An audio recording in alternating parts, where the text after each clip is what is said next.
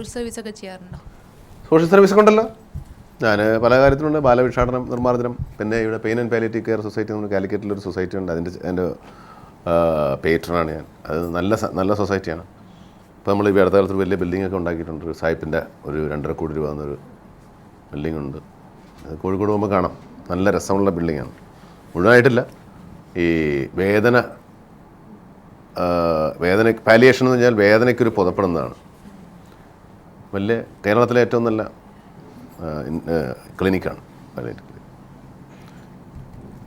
ബാങ്കിൽ എത്ര ബാലൻസ് ഉണ്ട് സാർ? Bank balance? ബാങ്കിൽ ബാലൻസ് ഒന്നും കാണാൻ വഴിയില്ല. ഒന്നും കാണാൻ വഴിയില്ല എന്ന് പറഞ്ഞാൽ വിശ്വസിക്കാൻ പറ്റില്ല. നോക്കണം. എങ്ങനെ ചെലവാക്കും? ധാരാളിത്തമുണ്ടോ? ചെലവാക്കുന്നത് ഇതോ പിഷ്കനാണോ?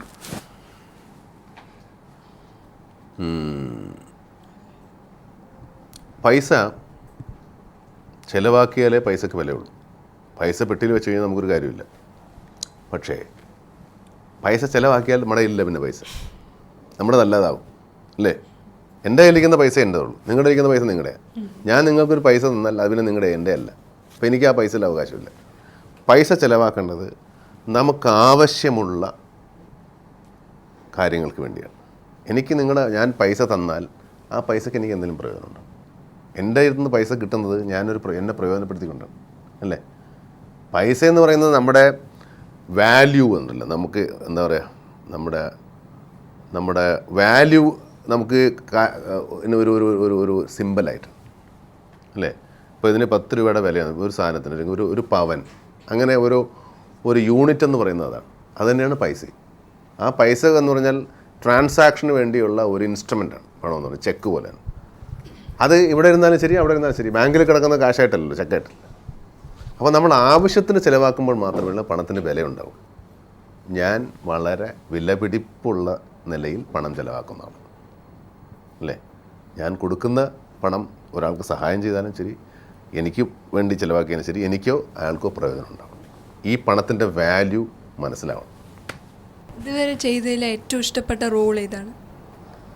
ഇത് ചെയ്തത് ലക്കിയാണെന്ന് തോന്നിയത്? വിൽക്കാനുള്ള സ്വപ്നങ്ങൾ. അതില്ലെങ്കിൽ ഇതുണ്ടോ? അതിനാണ് ഏറ്റവും നല്ല റോൾ. പടത്തിൻ്റെ പേരോ? വിൽക്കാനുള്ള സ്വപ്നങ്ങൾ. അതെന്നാ മമ്മൂട്ടി തന്നെയാണ്. അത് പിന്നീടിട്ടാണ്, സജിൻ എന്ന് പറഞ്ഞ് പേരിട്ടല്ലേ. അത് പക്ഷേ ആദ്യത്തെ ഒരാഴ്ച ഉണ്ടായിരുന്നു, അത് കഴിഞ്ഞ് പങ്ക് പോയി. ഞാനിട്ട പേരല്ല, അത് വേറെ. ഈ അഴകിയ രാവണൻ ഫിലിമിൽ പറയുന്ന പോലെ വേദനിക്കുന്ന കോടീശ്വരനാണോ?